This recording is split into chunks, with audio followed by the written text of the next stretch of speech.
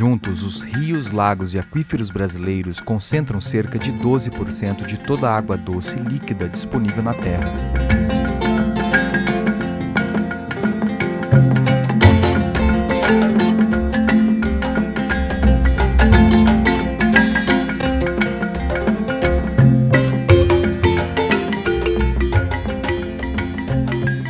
Mesmo com a disponibilidade desigual ao longo do país, a nossa economia é essencialmente movida à água.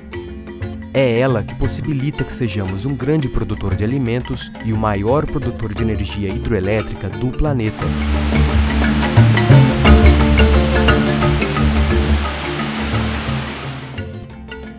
Embora não haja fartura semelhante em outros cantos do mundo, a segurança hídrica brasileira atravessou um momento crítico.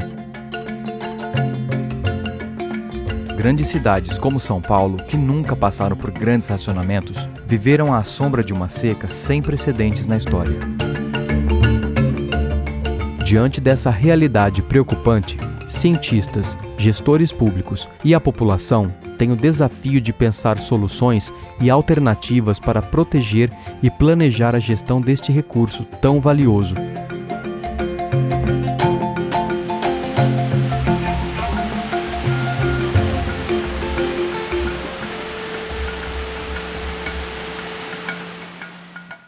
O Brasil sempre se achou um país muito rico em recursos hídricos. Na média muita água na Amazônia, muita água em outras partes do Brasil, no sul também água suficiente, aqui no sudeste água suficiente, tanto é que a água é muito utilizada na agricultura, na geração de energia elétrica, e nunca se pensou que havia essa criticidade. A ocorrência de fenômenos climáticos extremos tem aumentado no país. O Sudeste, inclusive a região metropolitana de São Paulo, experimentou em 2014 e 2015 anos de secas de extrema intensidade, algo não visto no registro histórico do século XX e início do século XXI. A redução da disponibilidade de água dos reservatórios que abastecem as grandes cidades do estado provocou episódios de racionamento. A maior situação de vulnerabilidade que o Sudeste já passou na questão de abastecimento. Ou seja, a nossa preocupação é que esta seca do Sudeste, se consideramos as projeções dos modelos climáticos, essa seca pode ser mais contínua, mais frequente no futuro. E dá para ver que a população da região Sudeste não está adaptada a esse tipo de situação. Falar de seca no Nordeste é comum, mas a população já tem a percepção de seca. Não? Eles já sabem que chove parte do ano, outra parte não, eles armazenam água. E justamente essa percepção de seca é o que falta aos habitantes do Sudeste do Brasil. Nós temos que planejar o uso da água, a partir de agora, no Sudeste, com outros olhos. Talvez aprender um pouco com a gestão, com alguns exemplos bem-sucedidos de gestão da água no Nordeste, onde as secas são históricas, repetitivas, tem umas 3 secas por década. Mas não se resolveu, que ainda a seca no Nordeste causa uma tensão social imensa, prejuízos econômicos, mas principalmente prejuízos sociais, porque a população do Nordeste semiárido continua vulnerável a essa grande variabilidade do clima do Nordeste. Nós nunca resolvemos a questão da grande variabilidade das chuvas do Nordeste.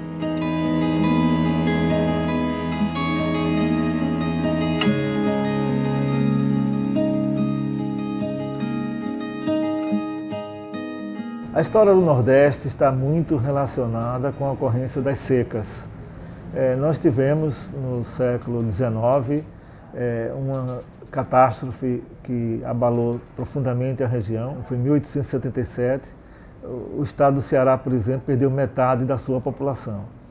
De lá para cá, principalmente nos últimos anos, primeiro, graças aos avanços sociais conseguidos, a infraestrutura, hoje nós, felizmente, estamos imunes a catástrofes dessa dimensão. Porém, ainda a população é extremamente afetada a cada seca pronunciada que acontece. A região semiárida do Nordeste atravessa um dos maiores períodos de seca histórica, com chuvas abaixo dos valores médios de 2012 a 2016. Nesse evento que hoje nós vivenciamos, estamos já no 5º ano de seca. As chuvas não aconteceram em capacidade suficiente. Os mananciais de acumulação hídrica da região continuaram num processo de exaustão. Então hoje, olhando por exemplo a questão de Pernambuco, nós estamos com abaixo de 10% de acumulação hídrica nas regiões do Sertão e do Agreste, que são as regiões semiáridas. O grande desafio para a segurança hídrica é um desafio de gestão. O que nós podemos fazer para usar melhor a água subterrânea, para captar a água da chuva, que no Nordeste é muito concentrada num período muito curto do ano. E acho que hoje a gente pode contar com um conjunto de soluções, porque não há uma solução única para o problema da segurança hídrica em geral e muito menos da segurança hídrica no semiárido. Então nós temos um conjunto de técnicas que podem ser usadas e aí elas têm que ser usadas de acordo com as características locais, não só características físicas do sistema, né, do solo, da água, mas também as características sociais.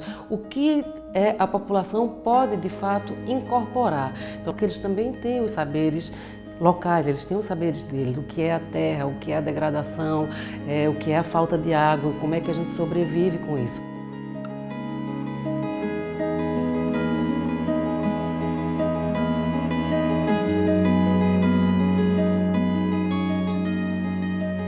A crise social não é só caracterizada por chover ou não choveu.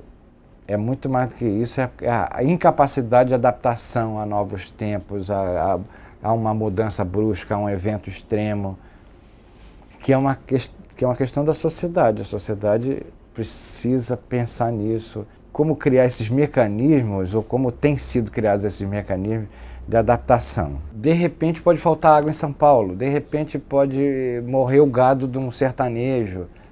E aí? Como é que as pessoas... Qual o plano B? O que as pessoas vão fazer? Então sempre essas questões vão surgir e daqui para frente nós teremos de pensar em ações e políticas que de alguma forma contemplem o uso mais eficiente da água. É claro que todo o sistema foi feito, tanto de água como de energia, prevendo um normal histórico. Na hora que as mudanças climáticas ocorrem, e você está vendo isso agora em algumas regiões do país, São Paulo é uma delas, com adensamento populacional extraordinário e, ao mesmo tempo, uma previsão normal que não está se repetindo, é claro que nós vamos ter uma redução da confiabilidade do sistema que está em implantação. Mas como nós no Brasil temos pouca cultura de previsão, cultura de previsibilidade, se deixa o problema crescer para ele ter que ser resolvido já sob uma pressão enorme, e é o que está acontecendo no momento. O uso racional da água, que só ocorre quando falta água, mas um uso racional da água, uma economia da água, um uso reciclado da água, tudo isso constituiria em medidas de adaptação extremamente apropriadas.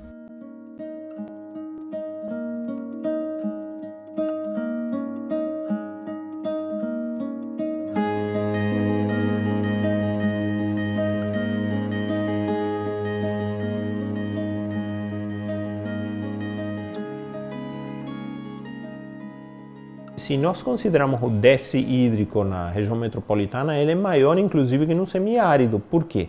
Porque essa população naturalmente tem uma demanda muito grande e isso vai, de certa forma, colocar uma pressão muito grande sobre a oferta hídrica de todas essas bacias que compõem a região metropolitana de São Paulo. Ao longo aí de 400 anos, a água foi retirada, foi considerada como um bem inesgotável, ela foi poluída, foi maltratada e agora, quando a gente está com uma situação de seca, uma situação de escassez mais evidente, fica claro, por exemplo, que toda contaminação, toda poluição que foi feito nos nossos cursos d'água, hoje faz com que, no momento de necessidade que a gente vive, a gente não possa contar com essa água porque ela está poluída. São Paulo só está vivendo essa crise porque ele não fez a lição de casa de limpar a água que os países desenvolvidos fizeram 50 anos atrás. Cidades do mundo em desenvolvimento não fizeram essa lição de casa. Se São Paulo, assim como Londres ou Paris, tivesse limpado a água de superfície que passa pela cidade e tivesse a qualidade de água do Tâmisa ou do Sena, nós não estaríamos vivendo essa crise. O problema dessas cidades é que a maior parte da água que passa pela cidade, ela tem uma baixa qualidade, ela dilui esgoto. Praticamente, muito pouco da água que cai na Grande São Paulo é utilizada para tratamento e consumo, água potável para consumo humano. Na cidade de São Paulo, que tem uma das maiores rendas per capita do Brasil, menos do que 20% do esgoto é tratado. 80% do esgoto é jogado nos nossos rios sem qualquer tipo de tratamento. Isso não existe nos países desenvolvidos.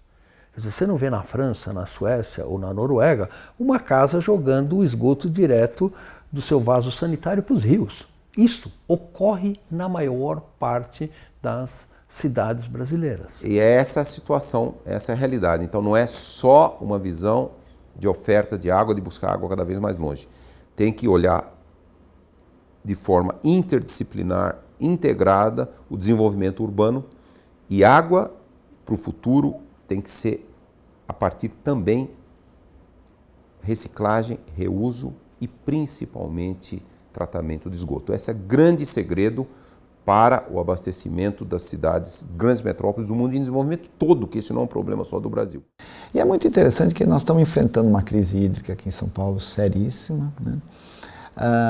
E a gente tem escutado muito falar sobre a falta de chuva, a gente tem escutado muito falar a falta de planejamento no uso da água, muito na questão de mau uso ou perda excessiva no sistema, mas a gente tem escutado pouco, mas muito pouco, sobre a cobertura de uso do solo, né? Então, áreas de preservação próximo à nascente, próximo a veios da água, quer dizer, todo esse universo de composição da paisagem contribui não só com a biodiversidade, mas também com aspectos que a gente pode até talvez chamar de sustentabilidade, né?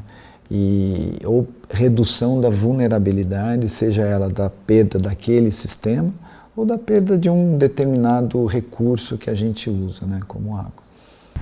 E numa situação de seca, as florestas ajudam a minimizar esse problema. Então esse é o que a gente chama de um serviço ecossistêmico. Então não é só chover, é preciso chover, mas é preciso que o solo também esteja vegetado, é preciso que ele tenha cobertura vegetal, porque a floresta faz esse papel de ser uma conservadora de água, uma reguladora dos recursos hídricos, né?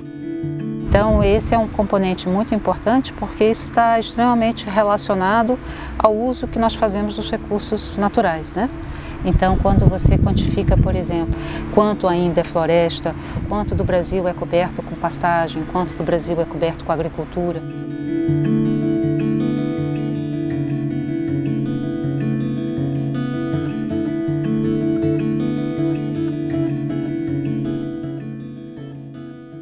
Se nós considerarmos números absolutos, sempre a agricultura é, digamos, a principal demanda de água que nós temos no país.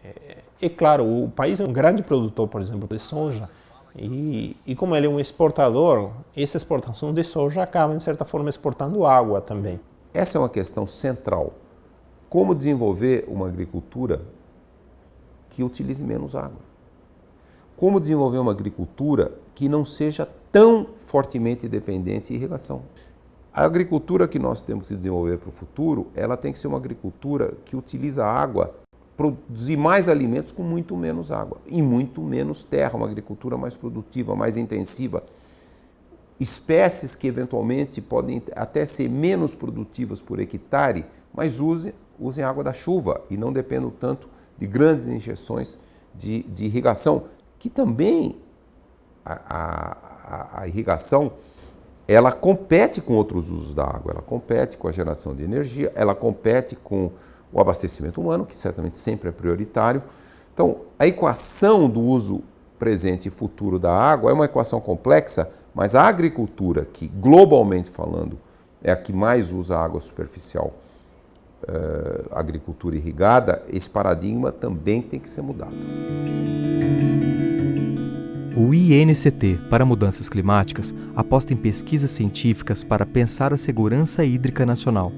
Com estudos sobre as variações na disponibilidade de água no país, as mudanças do uso da terra e a geração de cenários climáticos futuros que possam inspirar políticas públicas mais adequadas para lidar com a complexidade que envolve a questão da água no Brasil.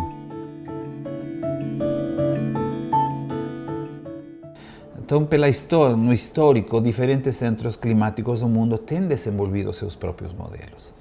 No Brasil usamos muito tempo outros modelos, mas chegou a hora de ter um modelo desenvolvido no Brasil. E justamente a ideia desse modelo é que a gente fique independente de outros centros do exterior, que a gente consiga desenvolver com um modelo próprio, adaptado ao Brasil, com as complexidades da floresta, do Pantanal, dos Andes como limite do modelo para previsão de tempo, previsão de clima e particularmente projeções de clima futuro. O modelo brasileiro de sistema terrestre, a gente chama BESM, da sigla em inglês, ele é uma iniciativa do governo brasileiro para nós termos capacidade de gerarmos cenários de mudanças climáticas no Brasil. Cenários de como o clima possa vir a mudar no futuro em função do aumento dos gases de efeito estufa, mudança da cobertura vegetal, mudança do uso do solo, mudança nas matrizes energéticas, de uso de combustíveis. Então, o que constitui o BESM é um conjunto de ferramentas ou de modelos matemáticos que descrevem a atmosfera, os oceanos, a biosfera, a criosfera, de uma maneira interativa, de modo que a gente possa inferir quais são as consequências na formação do El Niño, na ocorrência de chuvas intensas, ocorrência de períodos de estiagem prolongada, como nós temos observado, alternado ou não com enchentes, com ondas de calor. Então, o BESM ele é uma ferramenta essencial para o Brasil poder fazer parte do seleto grupo de países que têm a capacidade de prescrutar o futuro das mudanças climáticas com o conhecimento que lhe é peculiar.